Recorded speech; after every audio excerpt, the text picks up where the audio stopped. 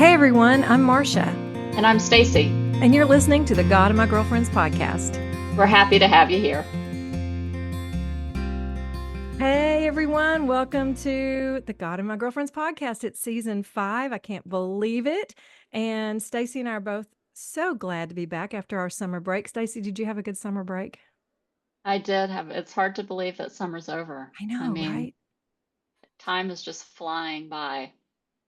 I know. It's fall, but I'm ready for it. This has been one of those years where I'm like, okay, you can just fly on by. Yeah, I'm ready to put up Christmas decorations, to be Christmas. honest. Well, I put up my fall decorations and I thought I was early, but here you are with Christmas decorations, but you do you. You do you. We also have our girlfriend Melissa Jackson joining us again. Hey, Melissa, how are you? I'm good. I'm good. I have small kids, so our summer is always it's less about the weather and more about when they get off school and when they have to go back. Mm-hmm. So, yeah, it flew by so fast. They get about 2 months, which I do wish it was longer because we do like to kind of travel and do fun family things together, but it was good. We had a really good beach vacation. We took 3 weeks and headed down to the beach, which was really great. Oh, Mm. that's am I crazy or did when we were younger, didn't we have 3 months off of summer? Am I crazy about that? What are they doing? Just like adding more? It's been so long since my kids have been in school. Have they got more breaks in the school year so that the They summer have break is fall shorter? break, they have Yeah. fall break, they have Yeah. spring break. I don't remember, like we would have off for holidays, so we would have around Easter off, but we didn't have like a full spring break. They get Yeah. like, a bunch of time around Thanksgiving. They get a big Christmas break. Well, not big, it's 2 weeks. We didn't have that, I don't think. Yeah. So they Yeah. just get more breaks throughout the year and less time during the summer. But I mean, I kind of wish that they would have, instead of having summer break when it's super hot out, Mm-hmm. they don't really want to be outside anyway. Like I kind of wish that school was like it got out in the end of July and went and they had all of August and September, or got out at the end of August and had all of September and October. That's what I Oh. wish. Because the Oh. weather is amazing and you can do more. Oh, that would be kind of fun. Because, yeah, I Yeah. mean, the whole point of the summer break was because back in the day, farmers needed their kids to help like Right. work in the fields. Isn't that Right. right? And so Yep. that's sort of not needed anymore. But anyway, well, I'm glad we're all back. I have personally missed our conversations. I'm really glad that the podcast is going on. I dressed up for you guys. I wore my overalls. I know that women over 60 aren't supposed to wear overalls, but I'm wearing them. And Yeah, I don't do any of those rules. Women over, no. because they don't have them for men. So, you Rules are know, meant for breaking. I got these overalls from my friend Tam has a second hand shop online called Second and Mine. And I love it. She just finds like things that are in perfect condition. She sells them online. They come quickly. They're in perfect condition. Nothing's over $50. She's got like name brand stuff. I have never gotten anything from her that I didn't love. So I'm going to put in a plug for her. If you guys are into like using secondhand clothes, which I think is a cool thing to Yeah. do, y'all Mhm. need to check out. I'll put a link in the notes for my friend Tam Hodges online store. And I just love them. So I'm going to wear my overalls. Actually, my son and his girlfriend came over today and we all went to lunch and she said, "You look so cute in your overalls." So I'm going to wear them proudly. I like it. Yep. So let's just dive into it. We can't ignore the fact that we're in a really hot political season, right? Yeah. And next Tuesday night is is the debate between former President Trump and Vice President Harris. Are y'all going to watch the debate? Absolutely. You are? I will definitely start it and see how long I make it. I'm torn because I really want to see Kamala Harris because I really feel like this is like a great, like this is her thing, right? Hmm. And she's been a prosecutor, like I think, but I try to not watch anything that Donald Trump is on as much as possible because I don't like giving it any airtime. So I'm torn. I want to see her. I have zero interest in hearing anything that he has to say, which sounds so bad because, I try to be very center. I try to be very open minded, but it's been too many years. I'm done. I'm done listening to him. Well, I was doing some research, and actually they say debates now make so little difference. Like, people have already made up their minds. They basically know, like, I don't know anyone in my circle of friends that says, "I'm still not sure who I'm gonna vote for. I'm gonna watch the debate and see." And, um, I mean, I'm just wondering, like, are debates just antiquated? Like, did they it seems like they just become like a shouting match anyway. Like, do they actually give us information that we need to vote better? What do y'all think about that? I wonder if debates were so necessary before we had 24-hour access to any kind of news or Mm. like like you can go online and see either candidate's platform, you can see the little hot takes of what they say, interviews online. Like, to me, it's become more of a like a, I don't know, it's like it could, I yeah, I think because you have so much more access to things, like, you're not learning anything new with the debate, I don't think, unless you're tuning Yeah. all of that stuff out, Mm, which mhm. maybe some people do.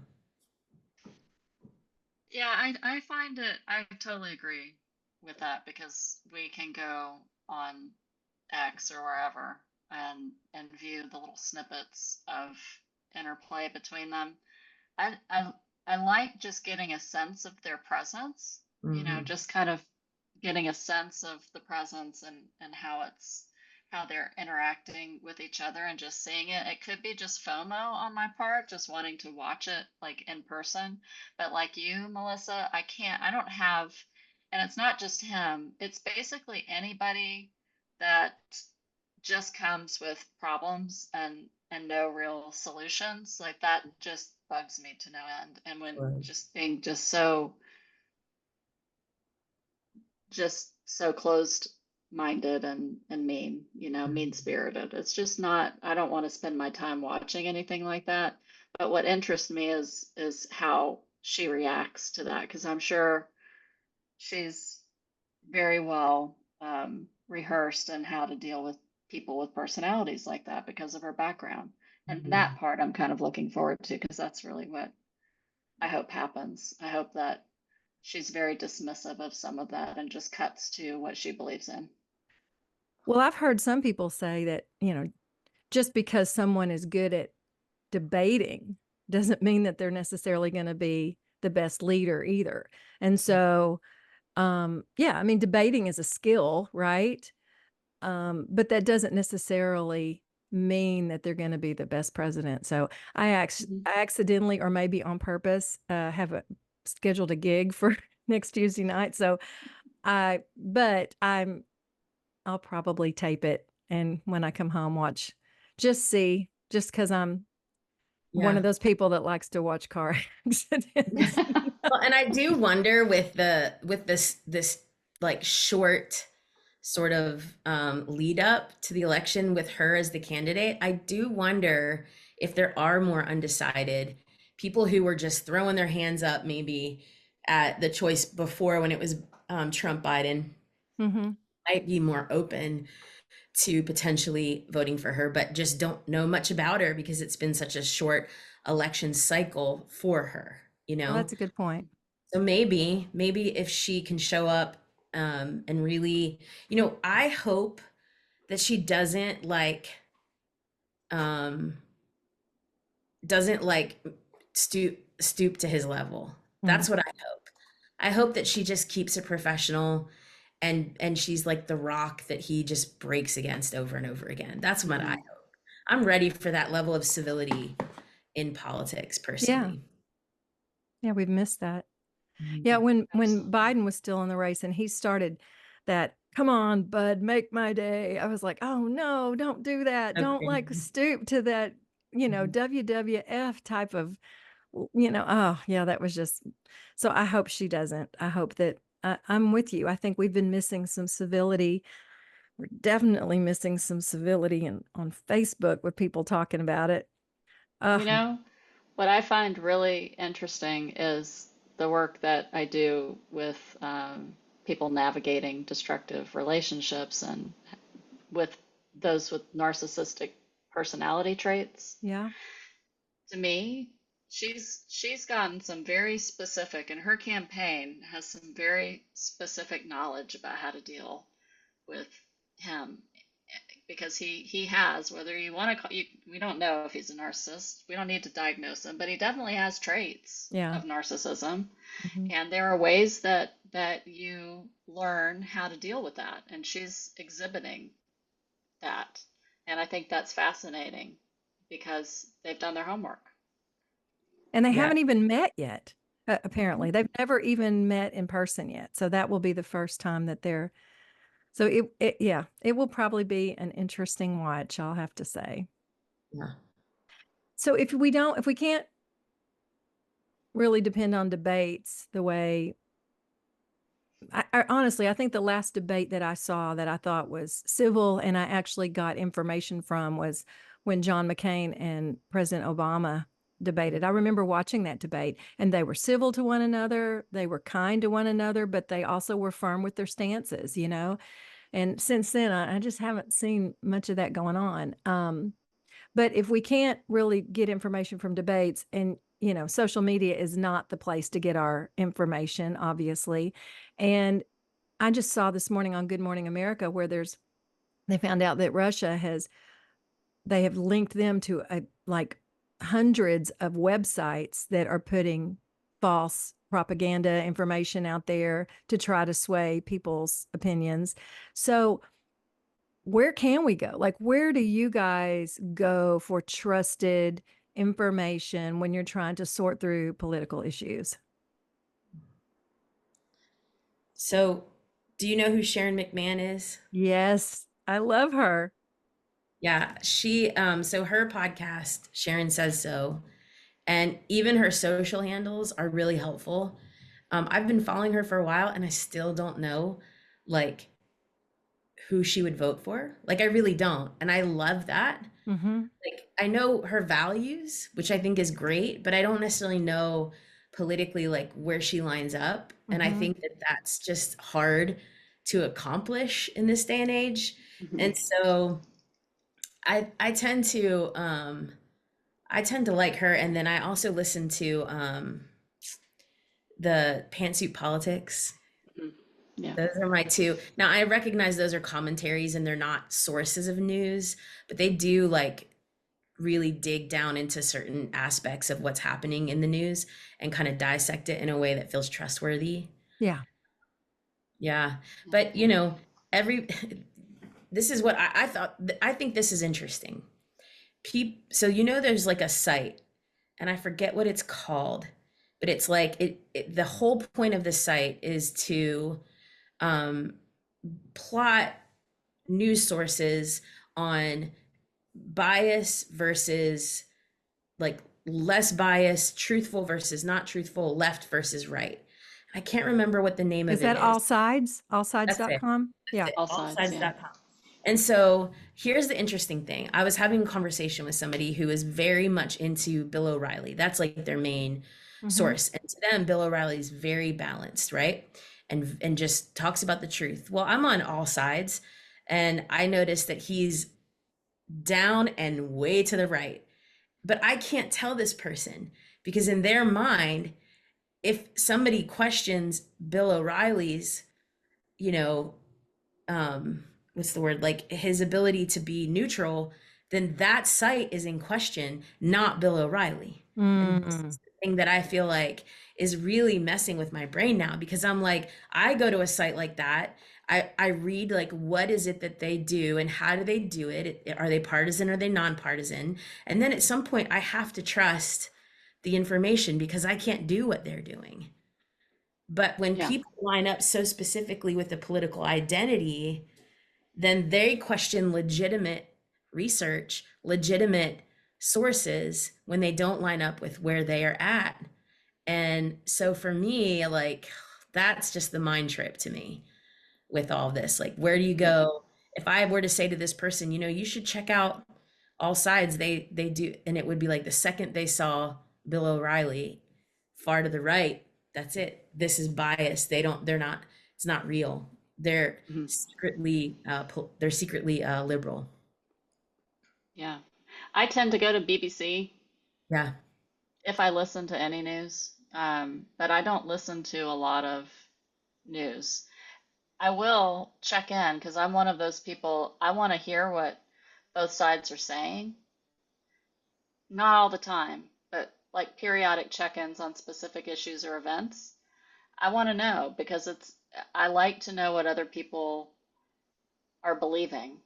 So Mhm. I might look at a left resource and a right resource because in my mind they're both suspect. Like they're not going to be balanced, and I don't want to go there thinking they're going to be balanced, but I Right. have to do some work balancing that.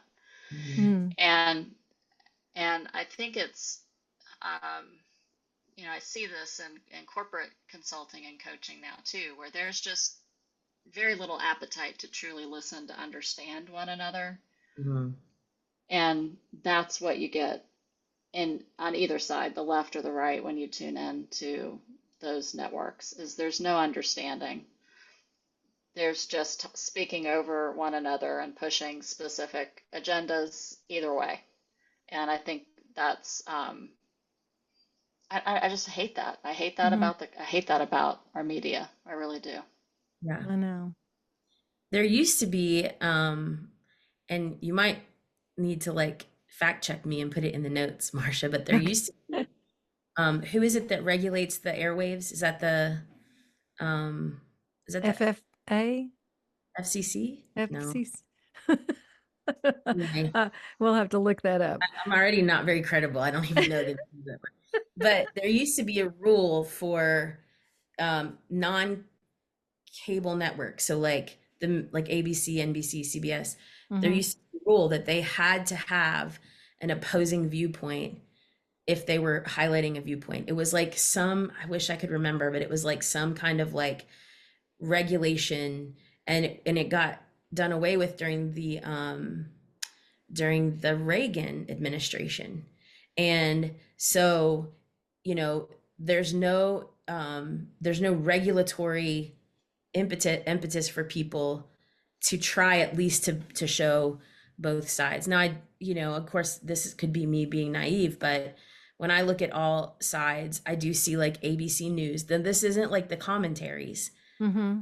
right? This isn't like the Right. editorial stuff, but Right. like that tends to be, pretty centered. And then like Reuters and the AP, Hmm. Hmm. so that's where I would go. And even USA Today news showed pretty balanced, in that, if you're going to use that as a judge. Right. Mhm. I follow Yeah. All Sides on Instagram as well, and they do a lot of headlines. Like they'll show a headline, the way it's spin, the way it's spun, I guess, on you know right wing media versus more central media versus left wing media, and it's all out there. And I'm like you, Stacy. I try to kind of I don't watch a lot of news, but I do try to jump around sometimes and see, and it's like two different worlds. It's like we're living Mhm. in two different universes, the way they're reporting, and I use the word reporting lightly. But Mhm. even with that, All Sides, if I remember reading the chart, like for instance, it said for Fox News daytime, it was right. Fox News nighttime, extreme right. And it Mhm. had CNN daytime left, CNN nighttime extreme left, because those nighttime shows are not news shows. They're political commentary shows, and they know who is going to be watching. They know what their audience wants to hear. They know how to press those triggers with them that's going to, I mean, I read something about that where it actually creates some sort of like chemical imbalance in your brain that's almost addictive, so you want to tune in the next night and get angry again and feel vindictive or vindicated or whatever you want. And so yeah, I mean, we're as it's Yeah, hard. I It's was hard. I was having a conversation with an older gentleman. He's probably close to 80, and very different politically than me. Mhm. And um, and we just were having a conversation. I was trying to create some space to find some common ground, and just trying to listen. And one of the things that he said was, I heard a politician the other day say that the only thing that's going to get this country back to a good place is God, it's religion. And he said, you know who that was? That was Donald J. Trump who said that. And at that point, I was like, okay, like he's so far in to one of these, you know, extreme right. Like, if that's what your takeaway is from him, you can agree with his policies if you can find them and you can agree with them.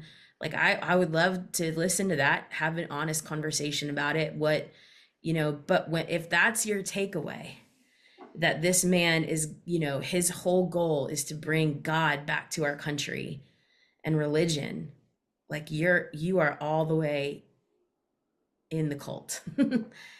you So know do y'all think that religious beliefs have a big, like for Americans, do you think that their people's religious beliefs are connected deeply with their political beliefs? Stacy, what do you think? I'm so frustrated with this, but at the same time,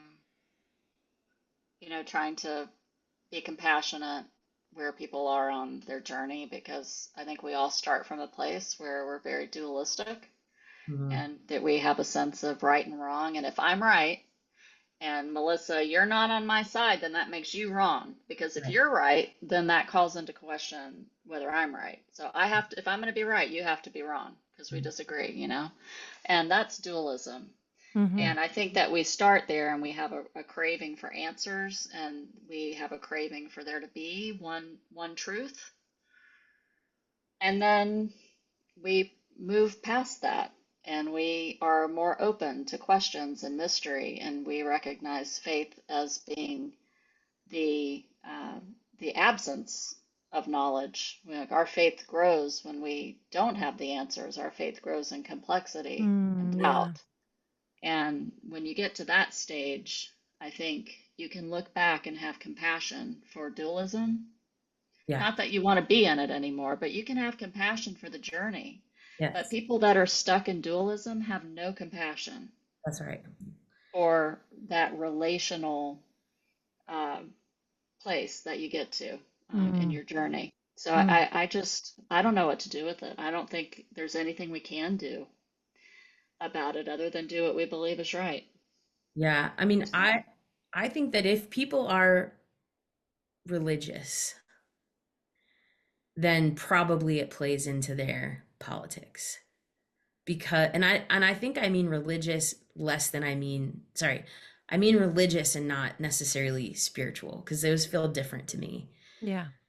But religion is a system, and if your objective is to be in and to maintain and to preserve the system, then I don't know how you engage in politics with that set aside. I don't think you can. Do you know what I mean? Yeah. So because your goal is that this, to your point, Stacy, that the system has to be preserved because it is the right thing. And there are very few. My tradition is Christian, so I can't speak to other, you know, religious faiths, but traditionally, I feel like to me, like from the Christian perspective, there's very few. Can you hear him? I'm so sorry. It's okay. Tim, so Oh, let me see if I can regroup on this. okay. What were we talking about? Maintaining the system. Oh yeah. What I was going to say. I don't think that there are very many Western Christian traditions at this point whose goal is apart from preserving the system. Mm. Hmm. And so I think that's what makes it so difficult.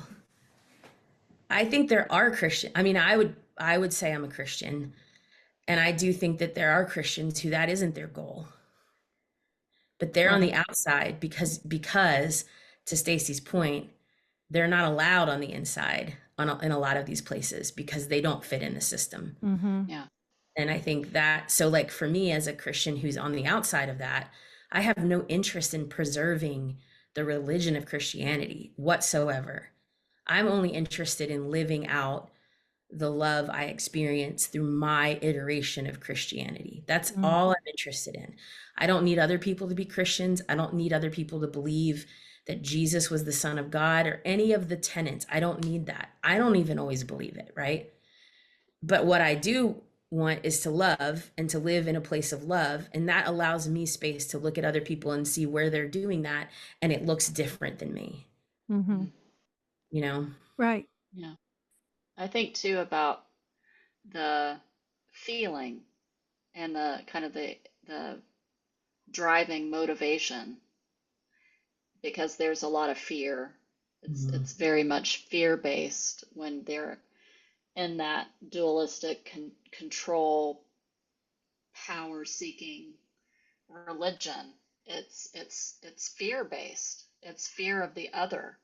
So, anytime that I think we feel fear of something crop up in us as people of faith, we have to question that, because that's not the driving motivation that we have. Our Mhm. driving motivation is not fear, it's love. So if Right. we're feeling fear, what is at the root of that? And is that something we want to really prop up? Mm. Right. Great observation. And yeah, and a great question to ask ourselves constantly. Yeah. Um, yeah, I mean, I have a lot of friends. I grew up in a situation where all of my friends and I believed exactly the same thing. We, you know, had the same belief systems. And now I have friends, and I know both of you do as well, that have different belief systems, but our core values are the same, Yeah. right? Like kindness and love and compassion. And yeah, it's the fruits of the spirit. I see them in people in all different religious Mm-hmm. backgrounds and having different religious beliefs now. Mhm. And that's what I am gravitating towards these days, is just people that have those values and that are living authentically, you know. And I don't need them to believe exactly what I believe, like you just said, Melissa. Yeah. I just want them to be authentic and have the same values that I do. And Right. Yeah. I yeah. do think a lot of people don't understand the difference between values and beliefs, right? Yeah.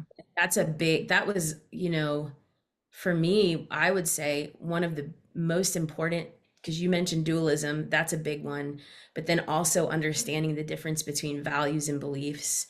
That has been like a major sort of pivotal learning experience for me as I've grown in my faith is understanding that my beliefs will, can, do, maybe should change um, as they are subject to my values. And that Mm. most, and then as I've gotten older, my values are more cemented and more rooted is a better word, more rooted, and my beliefs not so much, you know? Well, this has been an interesting talk. Thank you, girls, for joining. Well, Stacy's always here. She's my co-host. Um, uh, but the thing I do love about both of you guys is that you live very authentic lives. You are who you are, and you help me be better. And I appreciate both of you. So thanks for the good talk today. I know politics is uh, maybe boring to some people, but it's important for us to understand, what's going on in our world and not have our heads buried in the sand, because it's creating our world for our youngsters, and it's important. Mm-hmm. So, Yeah. Thanks okay, for having me. It was I'm good. so Thanks, glad Marcia. I you're love here. talking to y'all so much. Yeah, it's good to So, see you, Melissa. yeah. It's good to see both of you. We have a special guest coming up, though, so you guys stay tuned. Today, we're going to speak to Petra Amrein. and she is going to talk a little bit about authenticity. We're going to be talking a lot about that this season.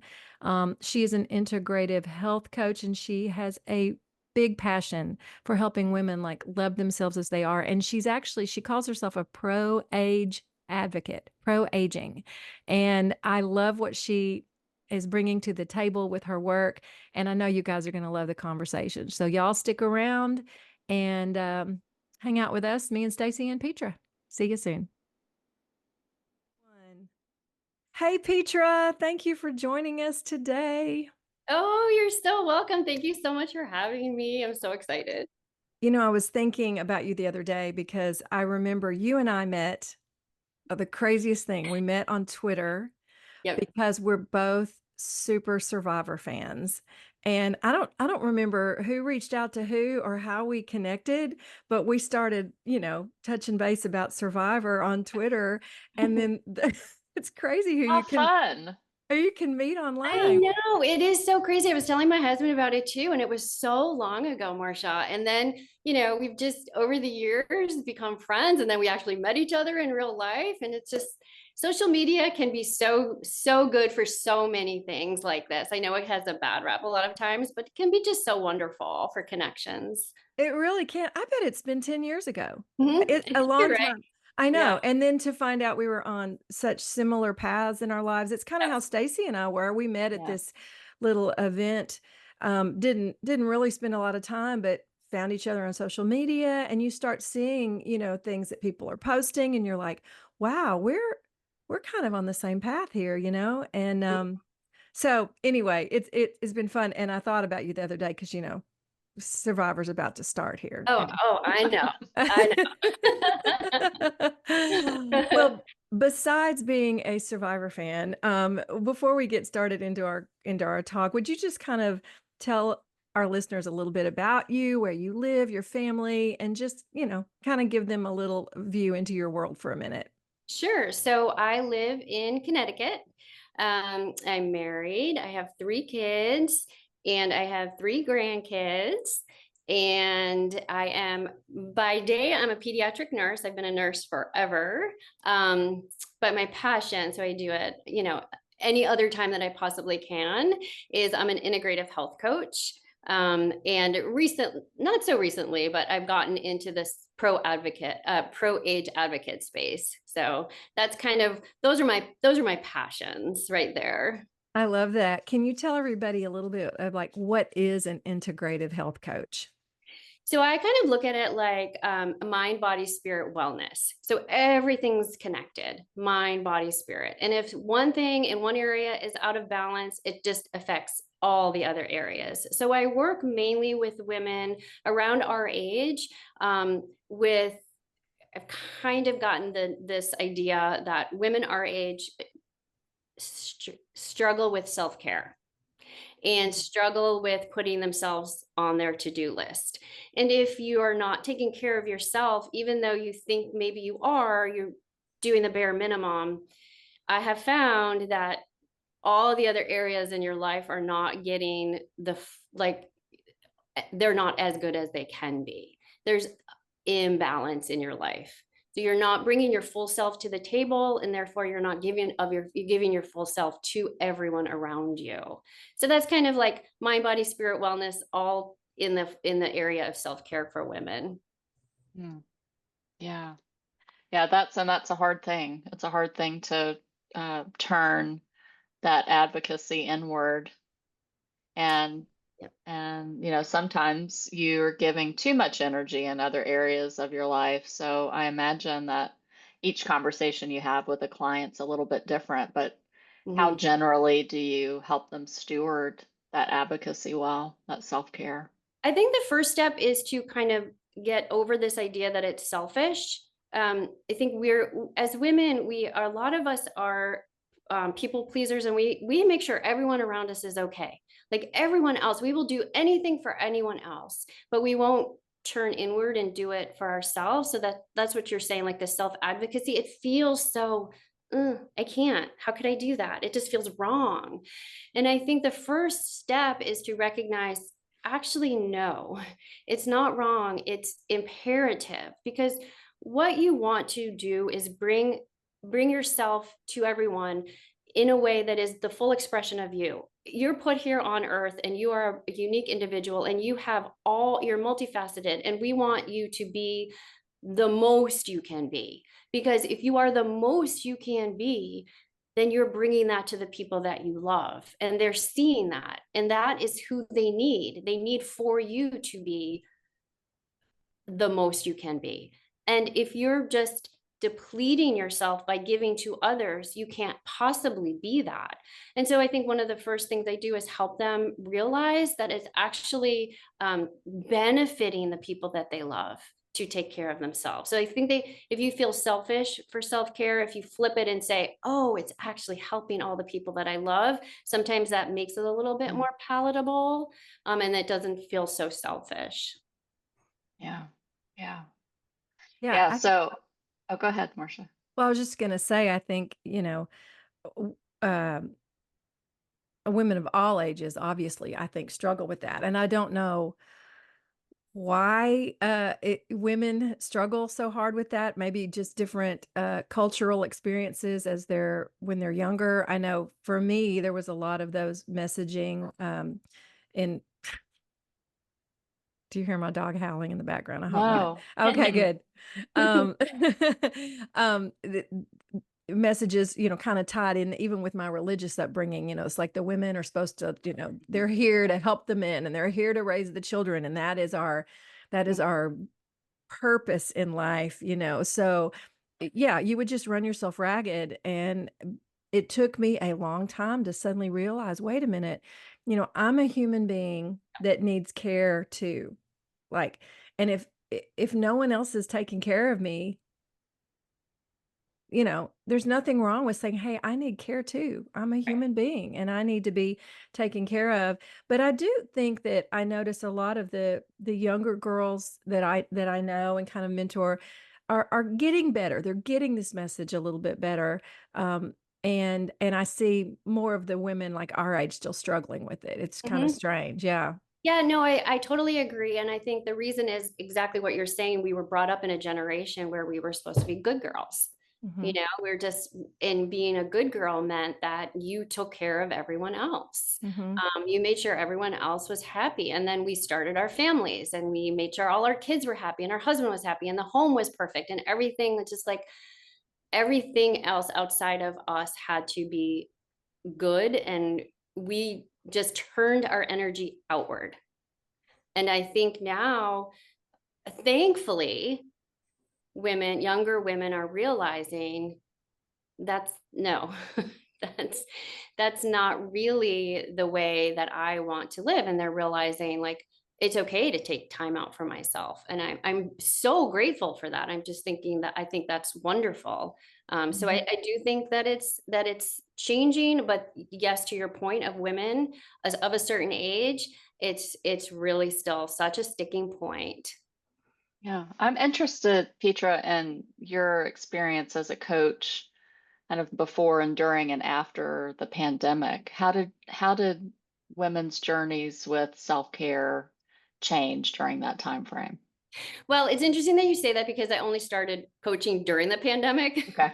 So I don't have a comparison before, but I know the pandemic just affected us in all kinds of negative ways. But it also did force us all to take a time out from life and maybe reevaluate like what I know that for many women, it's like they didn't want to go back to the old way, like Mhm. of how they were operating pre-pandemic.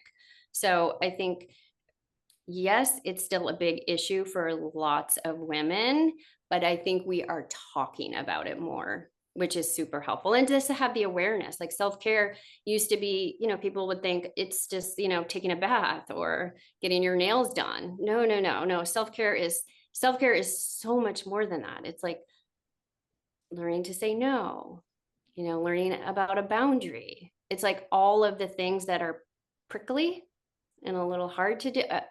Very hard to do if you've Yeah. never done them. Yeah. Yeah. Yeah. Yeah. Therapy. Yeah. Oh my goodness. Stacy pointed out you have this we were looking at your Instagram, which, you know, you have some great content on there, but you have one in particular where you were talking about filling your cup and Mhm. ways to fill up your cup because, yeah, you can't if you are spent, ladies, if you are empty, how are you possibly gonna be good for anyone else, right? And so, you talked a little bit about it in it, but let's talk about it. Like, what are ways that we can actually fill Mhm. ourselves up, you know, when we feel depleted? That's a really great question. And I think the first thing is to understand and accept the fact that we have needs. A lot of women don't even want to admit, like, I have a need or I want Mm. something.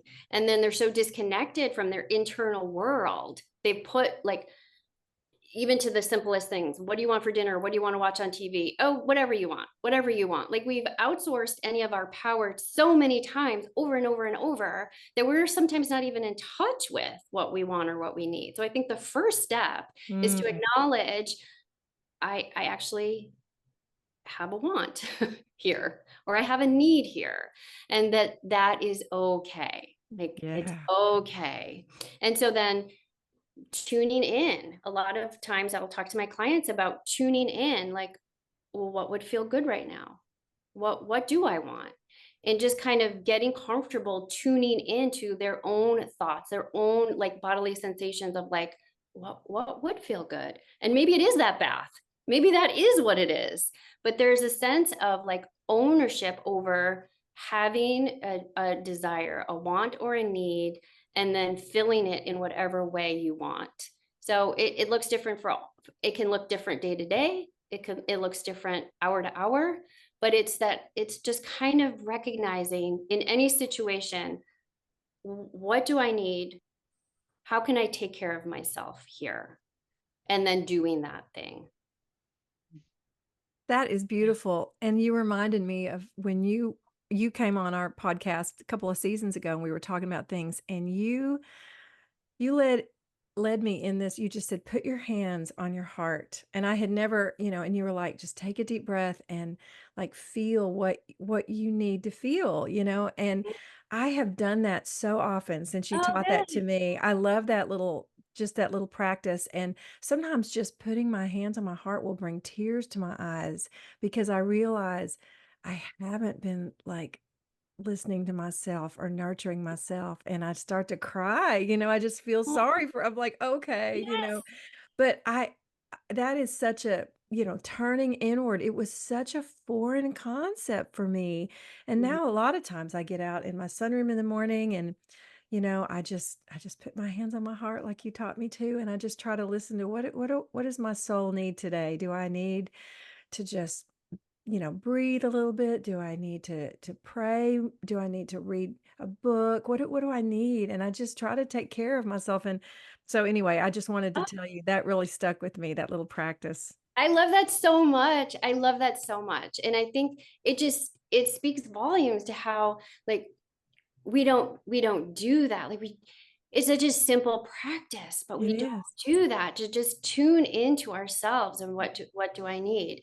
Mhm. And that's one way to do it, to put your hands over your heart and it just stills you. It just Mhm. kind of calms you immediately and stills you. And then you have the space to kind of think because our minds are racing, racing, racing all the time. And then when you come into your body, it's really just bringing yourself back into your body, which is super, super important and so neglected. Yes. Brings you back into your body and then your body will guide you into what you need. Or just like throughout the day, one of the things that I've started to do recently is just throughout the day check in where are my shoulders? And then I realize, oh my God, I'm so tense. Yeah. Like I just stop myself and realize like, oh, like why am I Yeah. holding that tension? And then I just let myself relax. Mhm. It's just a practice of our bodies are just like they are so intelligent. They can show us and teach us so many things, and we just need to kind of tune in. I keep using the words tune in, but I think Mhm. that's what we need to do, and Mhm. um, what we haven't been allowed to do, or even known that's a thing to do. Mhm. Yeah. I love that. And tell us more about your journey with this pro age advocacy. How did that start for you? I'm really interested in that. So it started, so I'm 61, and it started when I turned 60, because I was telling people, like, I love my birthday. I celebrate, everyone who knows me is just like, I love my birthdays. And I was turning 60, and I was celebrating the fact that I was going to be 60. And there's so many people that said to me, "Oh, I'm so sorry." Like, I'm sorry. What? As if turning 60 was like this horrible thing. Oh, man. And I was like, wait, what? How I, did you I how just, did you react to that? I just want to know in the moment, what did you do? I was just like, well, I love being sick. I love being 60. You don't have to feel sorry for me. But it just brought me kind of down this path of like how people view aging, and you get to a certain age, and in the eyes, and these were younger people, that kind of were like this, that sort of become invisible, right? And this idea of, especially an aging woman, becomes a non-factor. So it seems like as we get older, society almost wants us to disappear. Like, you're over there, you don't matter anymore in so many ways. Like other cultures, people are celebrated for their age and their wisdom and the beauty in aging. And our society is so different. It's so different. It's I mean, anti-aging everything, anti-aging cream, and like youthful glow, and this youth obsession of our country. And I just kind of was like, I really want to change the paradigm. Like, hey, here I am out there, doing these things at 60 and 61 that are vital and vibrant, and I'm feeling alive, and I'm feeling like I'm more comfortable in my skin than I ever have been, and I'm celebrating these years in my life. And I wanted a platform where I could say, we're not invisible. And also I wanted a way in which to show the younger generation that there's a different way, because a lot of times all they see is the ads, the women, the young women on the ads, the young everything is geared toward youth, and they don't have people that are like older in those same like commercials or those same ads. Like, I just want it to be more like, no, young women, look at us. There are a lot of women, and this is who you're going to be too. This is, your life does not end when you turn 40 or 50 or 60. When I started noticing when I went to Japan, you were talking about our society and our cultures, and oh, whoops, buddy, dog's going crazy. The wait, Yeah, we one can't moment, hear we're going him. to We pause this. can't. I'm going to We cut this can't. out. Hang on, buddy, you're going out. Come here, buddy. Uh, so, in your He daytime literally world, came right by my chair and just started barking. I think the Zoom is like a voice isolation thing, so it probably wasn't in there. But anyway, it wasn't No, I in didn't there. hear it. Yeah. but we'll cut this out just because it was distracting me. I was going to say, when I went to Japan, I noticed that they have such a respect and reverence for the elderly in the Eastern cultures. And I started researching that a little bit. They really have a, a place for the elderly, the senior citizens, as a place of respect in their whole society. Like, I noticed I got on a train and to go somewhere, and buses and any sort of public transportation, there's always seats set aside for the elderly. Love Like, we that. have seats set aside like for handicap, but they also have seats aside that are reserved for, you Mm. know, to honor the elderly people. And they, a lot of times, like, they don't have like nursing homes. They just don't put people in nursing homes. They take care of their elderly. They think that they have a place in the family that is valuable, Right. and the wisdom. And you know it doesn't feel that way very much, in a lot of Western cultures. It's like, oh, we're so anti-aging that it's like we don't want to be that. And um but I think a lot of the problem is our own language around it. Like, I remember, growing up and hearing my mom and my mom's friends complaining about getting old and da da da da da, and it put something in my head at a young age that, like, oh gosh, apparently it's not fun to get old. So I think we need to start, because I really love, I'm 62. I love my age. Like you, I'm like, every decade for me, like, has gotten better in my opinion. Like, I loved my 40s, I loved my 50s, I'm loving my 60s. And yes, there's different, you know, pros and cons about everything. I wish when I was younger that I had appreciated my, beautiful skin and skinny body. But, it's like, okay, well, yeah, but I look back on pictures of myself and I had what I wish I had now and I Yeah. wasn't happy, right? So, I think that it's really important that we older women stop, making negative comments about where we are and stop scaring the younger girls to thinking that getting Yeah. old is awful. So that's what I love about your work and your Instagram page. You're just like loving your age, you're loving it, you're celebrating it, and Yeah. that's so beautiful. Well, thank you. I mean, because I love my 60s. It's a time when I feel like so comfortable in my own skin, and I feel like it's so true. Like, if we only knew back then what we know now, right? But it's life. It's life. Like, in my 20s and 30s, I couldn't feel comfortable in my own skin. Like, I wish I Right, could have, right? right. But I feel like, yeah, I'm celebrating where I am now. And I do want to change the language around aging. I think that's so important. And that's Mhm, kind of the whole idea of, you know, calling out companies for their marketing ad language, and just kind of that there's subtle messages all over the place that aging is not good, that aging is to be frowned upon, that aging is to be reversed and stopped. It's like, look at all I am not judgmental. However, look at all the pressure young girls have now to look a certain way, and to keep that look, youth, to do whatever you possibly can and spend as much money as you possibly can to keep your appearance youthful. And to your point about what it's like in Japan, like, if you see a person that's an older person in Japan, people think they are beautiful. mhm, mhm. They are just it's beautiful, and we don't have that here. And I think that we're moving the needle. um the more we kind of bring awareness to this whole topic, I think we move the needle more and more. But yes, to your point of, let's stop scaring our young girls. Yes. Yeah.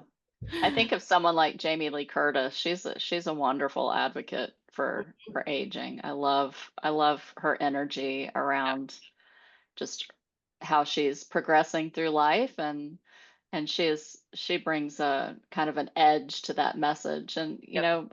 actually a lot of older actresses, I believe, are huge advocates for aging, and they have a great platform to share. So I'm Mhm. encouraged. I I'm am too. encouraged with them.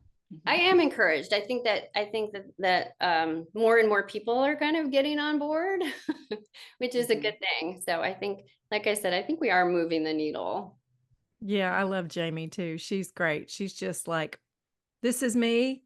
Yep. And she's, you know, got her gray hair and she's just like, this is who I am. And I love that energy.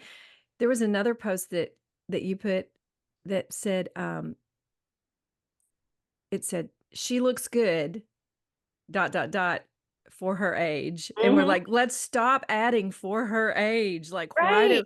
why do we do that? Because I've had some people say that too. I'll be like, oh yeah, I'm 62. And they're like, girl, you look good for that. You look good for I your know. age, and I'm like, yeah, why do we add for your age Right. on there? Like, that's Right. just those, you talk about those little Yep. subtle Mm. messages that go Right. around. It's like, Right.